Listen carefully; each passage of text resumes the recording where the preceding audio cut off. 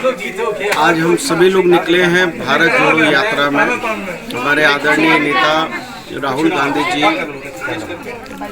इस देश की समरसता को, इस देश की एकता अखंडता को और जिस तरीके से भारतीय जनता पार्टी इस देश की गंगा जमनी तहजीब को तोड़ना चाहती है, कभी शमशान के नाम पर, कभी कब्रिस्तान के नाम पर, कभी हिंदू के नाम पर, कभी मुसलमान के नाम पर। और ये देश जो है, ये देश एक दूसरे के साथ मिलने वाला देश है, प्रेम का देश है, राष्ट्रपिता महात्मा गांधी का देश है। और हम सारे लोग महात्मा गांधी के वंशज हैं, उनके विचारों के हम प्रबल समर्थक हैं। लेकिन आज जिस तरीके से 56 इंची के सीना वाले प्रधानमंत्री जी इस देश को तोड़ने का काम कर रहे हैं और हमारी सीमाएं असुरक्षित हो गई हैं। चीन जैसा देश हमारी माँ भारती की सीमा में घुसकर माँ भारती के रणबांकुरों को शहादत देने को विवश करता है और 56 इंची वाले सीना वाले प्रधानमंत्री जी मौनी बाबा बन जाते हैं। और जबकि आपको याद होगा कि गोलमेज सम्मेलन हुआ था और उसमें महात्मा गांधी गए थे और इंग्लैंड के राजा जॉर्ज पंचम ने मिलने की इच्छा व्यक्त की। और जब उनसे मजाकिया अंदाज में पूछ लिया महात्मा गांधी से कि गांधी जी आपके कपड़े कहाँ हैं, तो गांधी जी ने कहा कि आप राजा हमारी बात छोड़िए, आपने हमारे देश का सारा कपड़ा चुरा लिया है। ये कहने का साहस जो है ये 56 इंची वाले प्रधानमंत्री कभी नहीं कर सकते, जो चीन जैसे देश को जो है जवाब नहीं दे पा रहे हैं। लेकिन जो देश पूरी दुनिया में 2/3 का शासन करता था, जिसके यहाँ सूरज अस्त नहीं होता था, उसके राजा को उसके महल पर बोलने का साहस यदि किसी ने किया तो राष्ट्रपिता महात्मा गांधी ने किया। तो हम उस राष्ट्रपिता महात्मा गांधी के वंशज हैं जो चाहते थे राम राज्य लाना, जिसमें हिंदू, मुसलमान, सिख, ईसाई सब लोग हैं। और मैं ये समझता हूँ कि ये कहीं ना कहीं ये देश की व्यवस्थाओं को तोड़ रहे हैं, देश की अस्मिता को तोड़ रहे हैं, इसकी अखंडता, और पूरी दुनिया को हमने गुटनिरपेक्षता के सिद्धांत पर आगे चलाया था।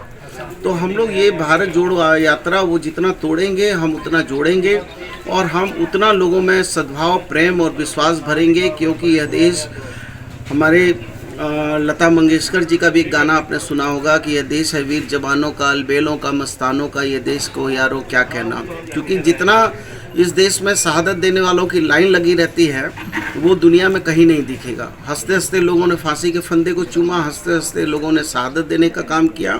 लेकिन जब जुल्म बढ़ा है तो जुल्म के विरोध में हम सड़कों पर हैं, सत्याग्रह तरीका है हमारा। और जब जुल्मतें बढ़ जाएं हद तक तो एक लौह जलाना लाजिम है। जब हाकिम ही गुमराह है, जब हाकिम ही गुमराह करे, आवाज़ उठाना लाजिम है। हाकिम संग कातिल हो जाए, हर लब पर पहरा हो जाए, सहमी सहमी गलियां हो, खौफ का आलम गहरा हो, आवाज़ उठाना लाजिम है, आवाम जगाना लाजिम है।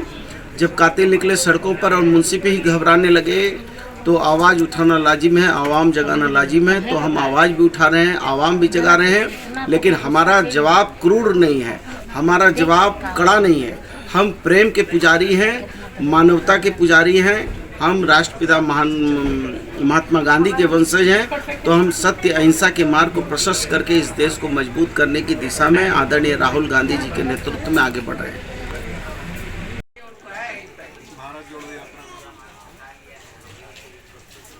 पूरे देश में जो बयार भरी वह झारखंड में भी आपको दिखने को मिल रहा है।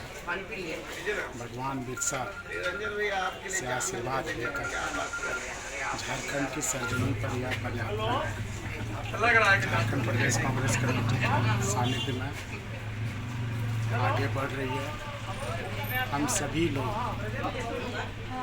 जिन समस्याओं से जूझ रहे हैं, जिस विचारधारा से इस देश के संविधान को खतरा पैदा हो गया, इन सब को लेकर लोगों के बीच में है।